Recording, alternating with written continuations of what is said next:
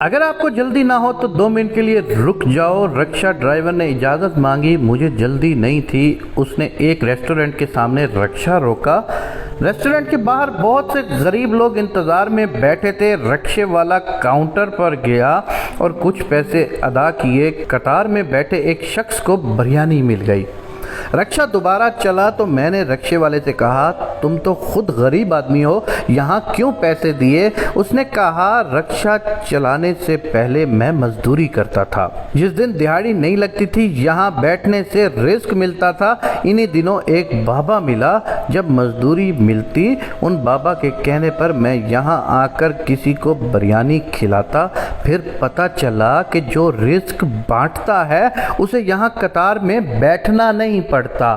مجھے وہ رکشے والے کی بات سن کر انتہا کی حیرت ہوئی اور مجھے خود پر افسوس اور رکشے والے پر رشک آنے لگا کہ کیا خوبصورت بات اس کو کسی بابا نے بتا دی ہے کہ بیٹا کہ جو رزق بانٹتا ہے اس کو قطار میں لگ کر بیٹھنا نہیں پڑتا، اس کے حصے کا رزق اس کو اللہ پہلے دے دیتا ہے۔ وہ کہتا ہے کہ میں پہلے یہاں پر قطار میں لگ کے اپنا رزق لیتا تھا، یہاں پر بریانی کھاتا تھا۔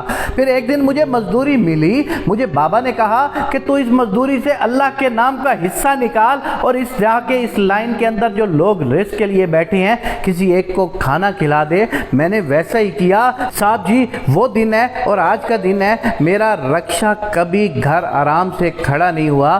میں صبح سے شام تک خود رکشا چلاتا ہوں۔ رات کو ایک اور شخص مجھ سے رکشا لے جاتا ہے، وہ خود بھی روزی کماتا ہے اور مجھے رکشے کا کرایہ بھی ادا کرتا ہے۔ صاحب جی مجھے کسی نے نہیں سمجھایا، نہ میں پڑھا لکھا ہوں صاحب جی، نہ ہی مجھے کسی اور لوگوں کی باتوں کا پتہ ہے۔ مجھے تو اس بابا جی نے زندگی کا فلسفہ سمجھا دیا کہ بابا نے کہا کہ رزق بانٹنے سے ملتا ہے۔ میں تب سے بانٹنا شروع ہو گیا ہوں۔ میرے بچے بھی خوشحال ہیں، میری بیگم بھی خوشحال ہے، ہمارے گھر میں ہر طرح کی سہولیات ہیں، ہمارے گھر میں اللہ نے بہت سکون رکھا ہوا ہے۔ میں آج کے لوگوں کو دیکھتا ہوں نا جو اتنی بڑی بڑی کوٹھیاں لے کے، اتنی بڑی بڑی گاڑیاں لے کے اور ان کے دروازوں کے اوپر اتنا لمبا رش ہوتا ہے اور وہ ان رش والے لوگوں کو دیتے ہوئے بھی گھبراتے ہیں، تو مجھے یاد آتا ہے کہ یہ اللہ کی رحمت میں نہیں ہے، یہ اللہ کے عذاب میں ہے۔ اس وقت ضروری نہیں ہوتا کہ جس کے پاس جتنا زیادہ پیسہ ہو اس کے اوپر اللہ کی رحمت ہو، وہ پیسہ اس کے لیے اللہ کی طرف سے عذاب بھی ہو سکتا ہے۔ صاحب جی ان کے گھروں میں سکون نہیں ہوتا، صاحب جی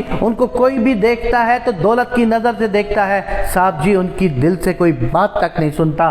مجھے اس رکشے والے کی بات سن کر اتنی حیرت ہوئی کہ ایک رکشے والے کو اس فلسفے کا سمجھ آ گئی ہے اچھی طرح، تو ہم لوگوں کو اس فلسفے کی سمجھ کیوں نہ آئی؟ وہ دن تھا اور آج کا دن ہے۔ میں بھی پوری کوشش کرتا ہوں کہ کسی نہ کسی طرح سے اللہ کے دیے ہوئے رزق سے میں لوگوں کی مدد کر سکوں، اور میں نے جب اللہ کی راہ میں کچھ دیا ہے مجھے اس کو 70 گنا زیادہ ضرب دے کر اللہ نے واپس کیا ہے۔ تو تم اپنے پروردگار کی کون کون سی نعمت کو جھٹلاؤ گے؟